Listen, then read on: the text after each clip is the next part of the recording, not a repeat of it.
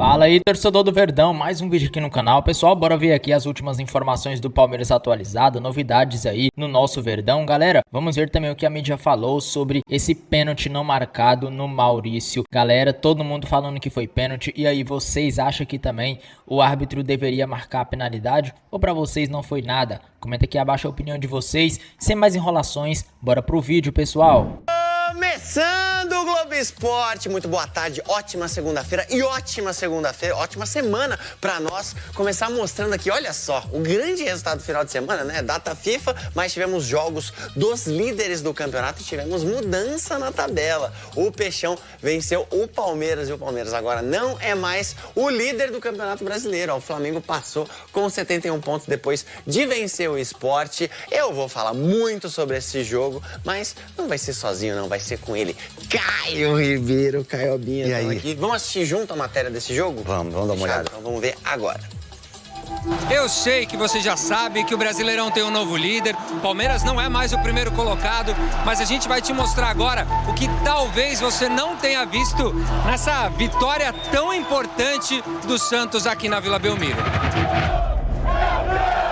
Primeiro, que o jogo começou muito antes do árbitro apitar. A torcida do Santos mostrou todo o apoio para o time sair da zona do rebaixamento com essa recepção. Também teve uma entrada toda diferente das equipes em campo, tudo para deixar o clima no estádio no nível da importância da partida. É impressionante o barulho que faz o torcedor santista. A primeira etapa foi só do peixe. O Palmeiras, com 10 desfalques entre jogadores convocados e suspensos, não conseguiu jogar. Se salva o Palmeiras com Kelvin! Foi 11-1 em finalizações para os donos da casa nos primeiros 45 minutos. Esse chute do Barreal não entrou porque o Carlos Miguel foi fundamental. E defesa do goleiro do Palmeiras! No primeiro tempo a gente merecia vencer, mas o T-Boys parece que tem tudo para ganhar, para fazer um bom segundo tempo e fazer o gol da vitória. Neymar, titular o jogo inteiro. O camisa 10 correu, sofreu faltas, fez o adversário levar cartão. E agora o cartão? Cobrou todos os escanteios na parte de cima do campo.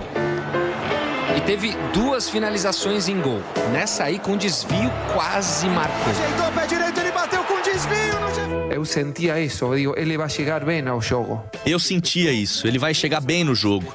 São grandes jogadores que vão se preparando dia a dia para chegar a esse momento. Agora, ele sabe que vamos exigir mais dele. Eu também, o torcedor, vocês, ele está se preparando para isso. E eu gosto que se prepare desse jeito. Abel e Palmeiras acordaram no segundo tempo. O técnico colocou Flaco Lopes, recém-chegado da seleção argentina, e Luigi. Os dois fizeram o goleiro Gabriel Brazão trabalhar bastante. De defesa do goleiro do Santos! Mas também faltou um pouco de pontaria. Colocado! Pode pôr a vitória do Santos na conta do Vojvoda. O técnico também mexeu no time e colocou no jogo todos os responsáveis pelo gol do alívio. Mas antes da gente mostrar a bola na rede, tem esse detalhe importante. No lance, o Palmeiras teve 2 chances de afastar o perigo lá de trás com o Giai. Mas nas 2, a bola voltou para o Santos. O lançamento era a procura de Neymar. Até que Escobar mandou na área, Robinho Júnior ajeitou e Roleiser acertou o cantinho. Júnior escorou, Roleiser de primeira!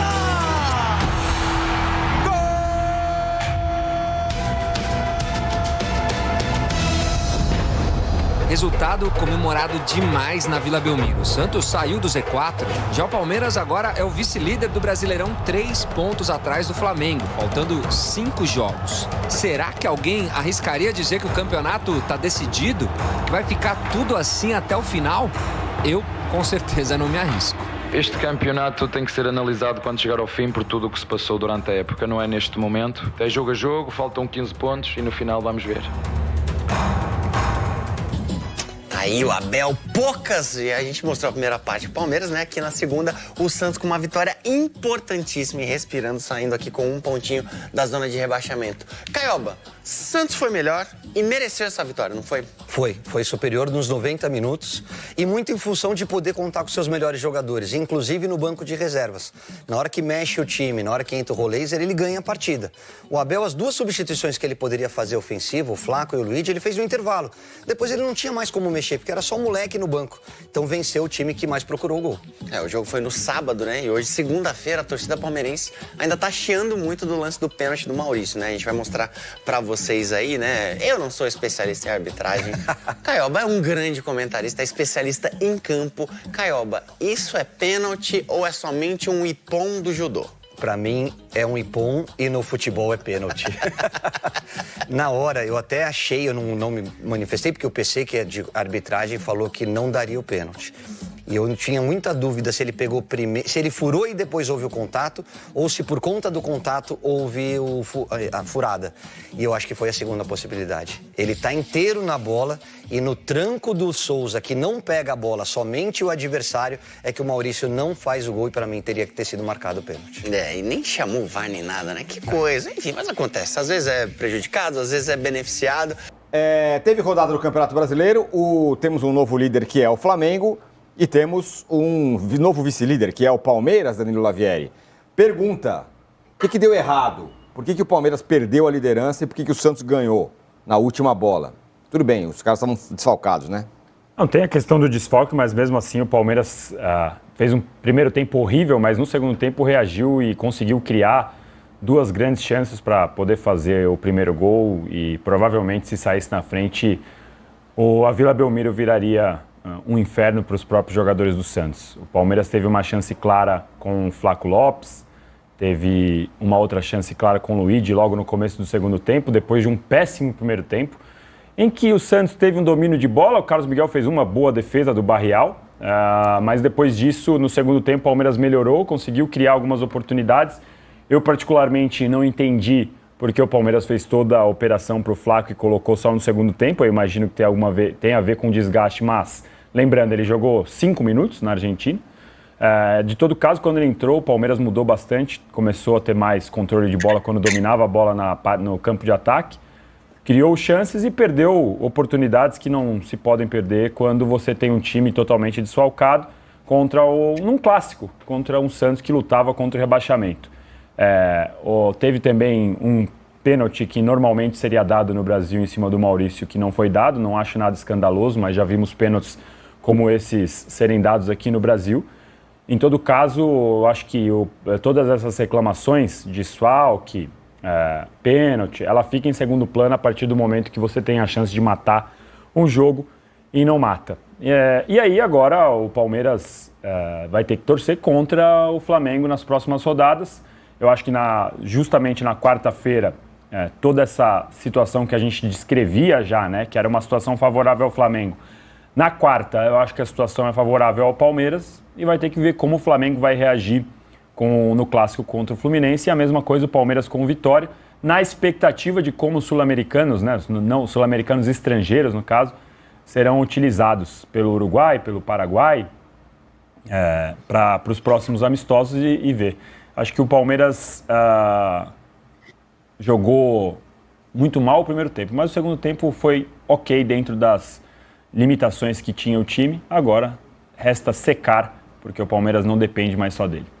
Curioso, né? Porque a gente vem em alguns posses de bola, em vários posses de bola, salientando como o Palmeiras jogou mal primeiros tempos. Mas diversas vezes. Mirassol, mesma coisa. As duas últimas derrotas. Vários outros. São Paulo, LDU. Tem uma lista infindável. E o que me surpreendeu nessa dupla rodada, em que ele tinha uma tabela mais desfavorável, foi justamente os primeiros tempos muito ruins. Estrategicamente, tanto em Mirassol quanto na Vila Belmiro. E é uma questão que, hoje, em matemática, agora a torcida contra, uma coisa é uma torcida contra o Flamengo num clássico, com o Flamengo jogando por 2 resultados, como é o fato agora, e outra coisa seria torcer contra o Flamengo jogando contra um resultado só. O Palmeiras zerando nas 2 últimas rodadas, ele permite ao Flamengo empatar com o Fluminense, né? Que ainda assim ele manteria a liderança, faltando 4 rodadas, sendo que das 4 rodadas o Palmeiras joga 3 fora, né? Então essa secada da quarta-feira é uma secada para a derrota do Flamengo, não é para um tropeço, para um empate do Flamengo. E acho que, claro, o Palmeiras tinha um adversário mais forte nesse final de semana, muito mais, estava mutilado pelos desfalques, mas a derrota e a forma como o time jogou em Mirassol inteiro, completo, no fim de semana anterior, acho que ela proporciona tudo isso. Aí está a sequência. De fato, nesse meio de semana, a rodada favorece o Palmeiras, mas não basta o Palmeiras ganhar e o Flamengo empatar. O Flamengo precisaria perder para o Palmeiras retomar a liderança. Faltando 4 rodadas, que com essa mexida de tabela prevê 4 jogos para o Palmeiras, 3 como visitante, e para o Flamengo 2 e 2. 2 visitas e 2 em casa. Aí a classificação do Campeonato Brasileiro, a parte que interessa lá de cima, com os dois, abre aspas, espanhóis, Flamengo com 71 pontos, Palmeiras com 68 agora, Cruzeiro com 64. Só um detalhe sobre essa parte de cima da tabela, é uma das maiores concentrações de pontos entre dos dois primeiros colocados em toda a história dos pontos corridos. Esse é o primeiro posse de muito tempo que a gente faz que tem todo mundo o mesmo número de jogos. Exatamente. Entre os 4 primeiros, estou dizendo. Ah, bom. Depois, porque Bragantino e Atlético ontem já fizeram 34. Exatamente, já passaram depois de novo. Agora, tem um detalhe, né, Âncora? Não, tem um detalhe. Acabou aquela história de uma vitória a mais ou 2 vitórias a mais, né? Sim, agora está empatado, exatamente. Eram 2, passou para 1, agora não tem mais. Agora não tem mais e estão empatados e estão diferentes em pontos agora. Fala, Juca. Tem outro detalhe que são os 3 últimos jogos do Palmeiras fora de casa, né? Sim, daqui a pouco eu vou tocar nesse tema, sobre essa tabela aí. Mas antes, Mauro, eu vi você falando, eu achei interessante isso. Por mais que a gente está falando dos times que concentram muitos pontos lá em cima, que é Palmeiras e Flamengo, talvez a maior concentração de pontos de primeiro e segundo colocado da história dos pontos corridos, estão muito distantes de todos os outros. Você falou sobre times inconstantes. É o caso do Palmeiras também. Os dois são, né? Eu acho que assim, a gente faz muitas vezes a análise, a gente que fala da imprensa geral, muito assim do curtíssimo prazo. O Palmeiras ganhou do Juventude, ganhou do Santos. Juventude com time reserva, né? Não, Palmeiras imbatível e tal. Nenhum dos dois tem essa característica, aliás. O Palmeiras perdeu 4 dos seus últimos 8 jogos. 4 derrotas. Flamengo, LDU, Mirassol e Santos. Isso não é um time regular, isso não é um time constante. O Flamengo, falaremos daqui a pouco, a gente viu sábado que foi o primeiro tempo. Né? Eu acho que é um pouco também do calendário puxado, os jogos em cima uns dos outros. Os adversários sempre se mobilizam para enfrentar equipes do bloco de cima, que lideram o campeonato. Uma vitória sobre o Palmeiras, sobre o Flamengo, sempre dá uma visibilidade para os jogadores, então acho que tudo isso está dentro de um contexto. Agora, no sábado, eu achei assim, que o primeiro tempo de fato foi muito fraco, o Santos também teve chance de fazer o seu gol, né? E não aproveitou. Chama a atenção também como o Neymar é um coadjuvante, né? Ele fez, que eu me lembro, uma jogada, que foi aquela jogada com o Robinho Júnior pela direita, que o Lautaro, como é fraco o Lautaro, né? Centroavante tinha acabado de entrar e chega atrasado na pequena área. Cara, óbvio que a bola vai aonde ali? Robinho Júnior, Neymar, linha de fundo, vai cruzar. Onde que ela vai chegar? Ela vai chegar na pequena área para você, bonitão. Então é só você se apresentar. Aí ele chega atrasadaço na jogada, perde a chance do gol, no momento até que o jogo estava muito laicá, né? Agora, eu acho que não dá para ignorar que o Palmeiras jogou atrasado. Eu ouvi colegas e tal. Não, porque é um absurdo. Claro que é um absurdo jogar na data FIFA. É evidente, fala-se isso há milênios. Mas o Palmeiras elogiou a mudança feita pela CBF em agosto, empurrando a Copa do Brasil para dezembro e embolando as rodadas do Brasileiro. Alguém dirá, mas e o Intercontinental? O problema era da CBF. E não teria solução se Flamengo ou Palmeiras, né, estivesse vivo na Copa do Brasil. Ela teria que se virar, dar um jeito dela. Talvez fazer como, por exemplo, 2020, lembra do famoso 4-3 Vasco-Palmeiras, Mercosul? 20 de dezembro. O Corinthians campeão brasileiro contra o Cruzeiro, 98, foi 23, se não falha a memória, de dezembro. Né? E teve aquele Vasco, o jogo caiu alambrado, Vasco e São Caetano, final foi dia 27. Dia 27, depois dia 18 de janeiro, coisa assim, aconteceu o jogo do Maracanã, o Vasco foi campeão. Então, assim, talvez ela tivesse que voltar ao que acontecia no final do século passado, né? Aconteceu anos seguidos, jogos perto do Natal, perto do Ano Novo, entra o Natal, Ano Novo, parecendo o campeonato inglês. Algumas vezes? Oi? Depois do Ano Novo, algumas vezes, teve campeonato, né? 86, também decidiu de 87. Várias vezes aconteceu. Por causa dos anos 70. Teve a pandemia também, né? Era direto. Juntaram uns anos. E a pandemia agora recentemente. Aí o único assim que você fala, não, tem um motivo de força maior. Os outros eram o calendário mesmo. Isso aconteceu várias vezes, muitos anos. Anos 70 era uma farra. Final do campeonato sempre no ano seguinte. Até de estadual acontecia. O estadual terminava no segundo semestre, empurravam para o outro ano. Claro que isso comprometeria todo o calendário que ela mesma apresentou em seguida, em outubro, né? Mas o problema era dela. E o que me chama a atenção é o Palmeiras ter elogiado. Esse é o ponto que me chama a atenção. Não ia mudar nada, mas o Palmeiras e São Paulo elogiaram, o Flamengo protestou contra a mudança. Ou seja, às vezes o campo, porque é óbvio que o Palmeiras em algum momento pagaria caro por isso. E pagou. Teve que jogar contra um Santos mobilizado, cheio de desfalques.